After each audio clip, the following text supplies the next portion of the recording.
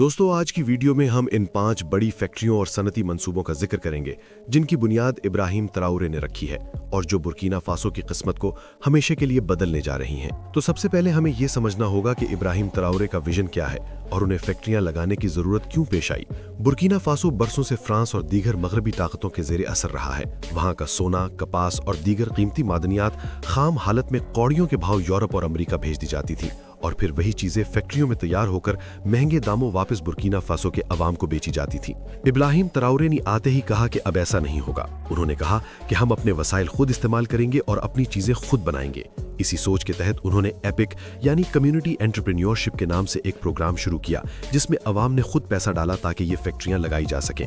इन मंसूबों में सबसे अहम और पहला मंसूबा जो बुर्किना फासो की मईशत में रीढ़ की हड्डी की हैसियत रखता है वो वहां की पहली सरकारी गोल्ड रिफाइनरी या सोने को साफ करने वाली फैक्ट्री है। जी हाँ, आप ये जानकर हैरान होंगे कि बुर्किना फासो अफ्रीका में सोना पैदा करने वाले बड़े ममालिक में शामिल है, लेकिन वहां एक भी ऐसी फैक्ट्री नहीं थी जो इस सोने को साफ करके बिस्किट या ईंटों की शक्ल दे सके। अब तक होता यह था कि बुर्किना फासो का सोना मिट्टी और पत्थरों समेत कच्चे फॉर्म में गैर मुल्की कंपनियां ले जाती थीं और ये नहीं बताया जाता था कि इसमें कितना खालिस सोना है। वो कंपनियां अपने ममालिक में जाकर इसे रिफाइन करती और अरबों डॉलर कमाती, जबकि बुर्किना फासो के हिस्से में सिर्फ चंद टुकड़े आते। इब्राहिम तराउरे ने फैसला किया कि अब बुर्किना फासो का सोना मुल्क के अंदर ही साफ होगा। इस मकसद के लिए दारुल हुकूमत ओवागाडोगो में एक बहुत बड़ी गोल्ड रिफाइनरी तामीर की गई है। ये फैक्ट्री न सिर्फ सोने को आलमी मायार के मुताबिक साफ करेगी बल्कि इससे बुर्किना फासो अपने सोने का खुद मालिक बनेगा। इस फैक्ट्री के लगने से मुल्क को 2 बड़े फायदे होंगे।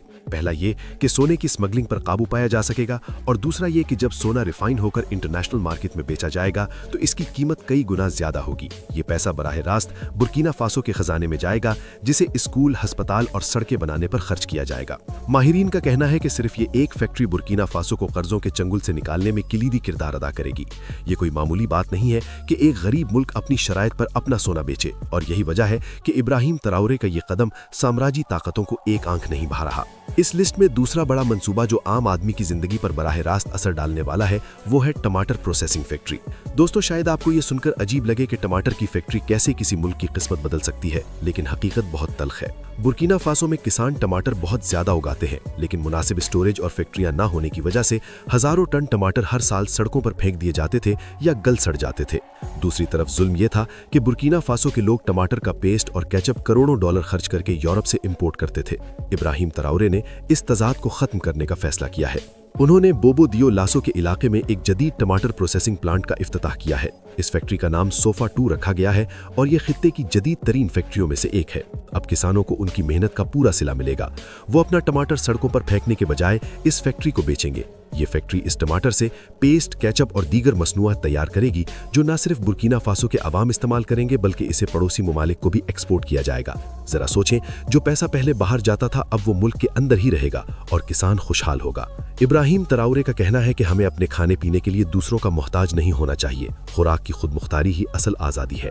इस फैक्ट्री के जरिए हजारों नौजवानों को रोजगार मिला है और किसानों में एक नई उम्मीद जागी है। ये मंसूबा इस बात का सबूत है कि अगर नीयत साफ हो तो छोटे छोटे इक़दामात से भी बड़े मौशी इनकलाब लाए जा सकते हैं। ये फैक्ट्री बुर्किना फासो के मेड इन बुर्किना विजन का एक बेहतरीन नमूना है जहां लोकल चीजों को तरजीह दी जा रही है। तीसरा बड़ा मंसूबा जो बुर्किना फासो की सनती तरक्की में संगे मील की हैसियत रखता है वो है कपास और टेक्सटाइल की फैक्ट्रियां।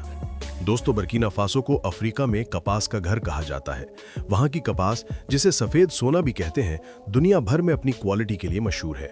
लेकिन यहाँ भी वही पुरानी कहानी दोहराई जाती थी कि कपास यहाँ से कच्ची हालत में यूरोप और एशिया के दीगर ममालिक में भेजी जाती थी और फिर वहां से महंगे कपड़े बनकर वापस बुर्किना फासो आते थे। इब्राहिम तराउरे ने कहा कि अब हम सिर्फ कपास नहीं उगाएंगे बल्कि हम कपड़ा भी खुद बनाएंगे और कपड़े भी खुद सिएंगे।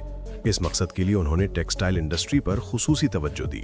कई नए प्रोजेक्ट शुरू किए गए हैं जहां कपास से धागा और धागे से कपड़ा बनाया जा रहा है। खास तौर पर उन्होंने फौज, पुलिस और स्कूलों की यूनिफॉर्म के लिए मकामी कपड़े के इस्तेमाल को लाजमी करार देने की बात की है।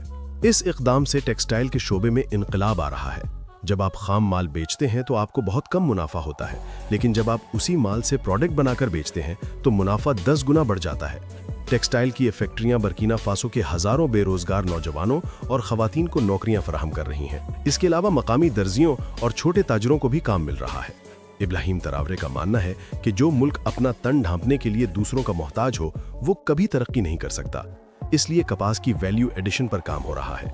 ये फैक्ट्रियां न सिर्फ मुल्क की ज़रूरत पूरी करेंगी, बल्कि मुस्तकबिल में मेड इन बर्किना फासो का लेबल लगा कपड़ा पूरी दुनिया में जाएगा, जिससे मुल्क का नाम रोशन होगा और ज़र मुबादला के ज़खायर में इजाफा होगा। ये मंसूबा दरअसल इस नौ आबादियाती निज़ाम के मुंह पर तमाचा है जो अफ्रीकी ममालिक को सिर्फ खाम माल की मंडी समझता था। चौथे नंबर पर जो फैक्ट्रियां और मंसूबे इब्राहिम तरावरे की हुकूमत लगा रही है वो ज़रूरी अजनास की प्रोसेसिंग से मुताल्लिक है, खास तौर पर आम, काजू और दीगर फलों की फैक्ट्रियां। बर्किना फासो में आम और काजू की पैदावार बहुत ज़्यादा होती है, लेकिन वही मसला कि प्रोसेसिंग ना होने की वजह से ये चीज़ें ज़ाया हो जाती थीं। अब मुख्तलिफ इलाकों में छोटी और दरमियाने दर्जे की फैक्ट्रियां लगाई जा रही हैं, जहां फलों को खुश्क किया जा सकेगा और उनके जूसेस तैयार किए जा सकेंगे।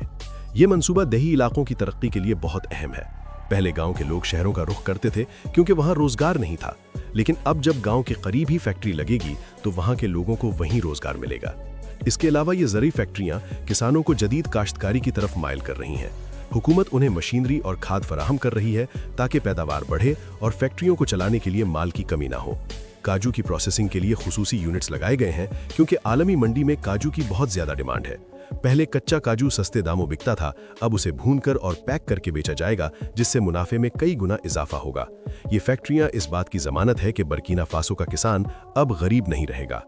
इब्राहिम तरावरे ने बार बार अपनी तकरीरों में कहा है कि हम एक ज़रूरी मुल्क हैं और हमारी तरक्की का रास्ता हमारे खेतों से होकर गुजरता है। ये ज़रूरी इंडस्ट्रियल जोन्स मुल्क की फूड सिक्योरिटी को यकीनी बनाने के साथ साथ एक्सपोर्ट बढ़ाने का भी बड़ा जरिया बन रहे हैं। इसके साथ साथ शहरों के कचरे को ठिकाने लगाने और उसे रिसाइकिल करने के लिए भी प्लांट्स लगाए जा रहे हैं। ये फैक्ट्रियां ना सिर्फ माहौल को साफ रखेंगी, बल्कि कचरे से बिजली बनाने या खाद बनाने के काम आएंगी। ये एक तीर से दो शिकार करने वाली बात है, एक तरफ सफाई और दूसरी तरफ तवानाई या मसनूआत। ये प्रोजेक्ट्स इस बात की अक्कासी करते हैं कि हुकूमत सिर्फ वक्ती फायदे का नहीं सोच रही, बल्कि एक पायदार तरक्की के मॉडल पर काम कर रही है। इब्राहिम तरावरे के ये विजन जाहिर करता है कि वो एक ऐसे बुर्किना फासो की तामीर कर रहे हैं जो अपने पैरों पर खड़ा हो। अब सवाल ये पैदा होता है कि इन तमाम फैक्ट्रियों के लिए पैसा कहाँ से आ रहा है। ये नुक्ता सबसे अहम है और यही इब्राहिम तरावरे की असल कामयाबी है। उन्होंने IMF या वर्ल्ड बैंक के आगे कशकूल फैलाने की बजाय अपनी अवाम पर भरोसा किया। उन्होंने हुब्बुल वतनी के फंड्स कायम किए और अवाम से कहा कि वो इन फैक्ट्रियों में हिस्सादार बने। बुर्किना फासो के लोगों ने, चाहे वो गरीब ही क्यों ना हो, अपनी जेबों से पैसे निकालकर इन प्रोजेक्ट्स में इन्वेस्ट किया। ये दुनिया की तारीख में एक मुनफरिद मिसाल है कि अवाम अपनी हुकूमत के साथ मिलकर फैक्ट्रियां लगा रहे हैं। इस मॉडल को पॉपुलर शेयर होल्डिंग कहा जा रहा है। इसका मतलब ये है कि इन फैक्ट्रियों से होने वाला मुनाफा किसी गैर मुल्की सेठ की जेब में नहीं जाएगा, बल्कि वापस बुर्किना फासो के अवाम को मिलेगा। ये वो जज्बा है जिसने मगरबी ताकतों को परेशान कर रखा है, क्योंकि अगर ये मॉडल कामयाब हो गया तो दीगर अफ्रीकी ममालिक भी कर्ज लेने के बजाय खुद इन्हिसारी का रास्ता अपना लेंगे। ये 5 फैक्ट्रियां सिर्फ शुरुआत हैं। अगर ये सिलसिला जारी रहा तो आने वाले चंद सालों में हम देखेंगे कि बुर्किना फासो मगरबी अफ्रीका का इक्तिसादी हब बन जाएगा। वहाँ की करेंसी मजबूत होगी, महंगाई कम होगी और सबसे बढ़कर ये कि कौम का वक़ार बहाल होगा। इब्राहिम तरावरे की ये कहानी हमें भी बहुत कुछ सिखाती है। ये हमें बताती है कि वसाइल की कमी असल मसला नहीं होती, असल मसला नीयत और लीडरशिप का होता है। अगर एक नौजवान कप्तान जिसके मुल्क को दहशतगर्दी और गुर्बत ने घेरा हुआ है, वो उठकर ऐसे बड़े फैसले कर सकता है, तो दुनिया का कोई भी मुल्क तरक्की कर सकता है। ये फैक्ट्रियां सिर्फ बुर्किना फासो के लिए नहीं, बल्कि पूरी दुनिया के पसमानदा ममालिक के लिए एक उम्मीद की किरण है। ये पैगाम है कि गुलामी का तौक उतारने के लिए खुद हिम्मत करनी पड़ती है। तो दोस्तों, ये थी कहानी इन 5 फैक्ट्रियों की जो बुर्किना फासो की तकदीर बदल रही है। आपको इब्राहिम तरावरे का कौन सा इक़दाम सबसे ज़्यादा पसंद आया? क्या आपको लगता है कि वो अपने मिशन में मुकम्मल कामयाब हो पाएंगे? अपनी राय का इजहार कमेंट सेक्शन में ज़रूर कीजिएगा। अगर आपको ये मालूमाती वीडियो पसंद आई है तो इसे लाइक करें और अपने दोस्तों के साथ शेयर करें, ताकि उन्हें भी पता चले कि दुनिया में कैसी कैसी तब्दीलियाँ आ रही हैं। चैनल को सब्सक्राइब करना मत भूलिएगा, ताकि आपको ऐसी ही दिलचस्प और मालूमाती वीडियोस मिलती रहें। मिलते हैं अगली वीडियो में एक नए मौजू के साथ। तब तक के लिए अपना और अपने प्यारों का बहुत ख्याल रखिएगा। अल्लाह हाफिज।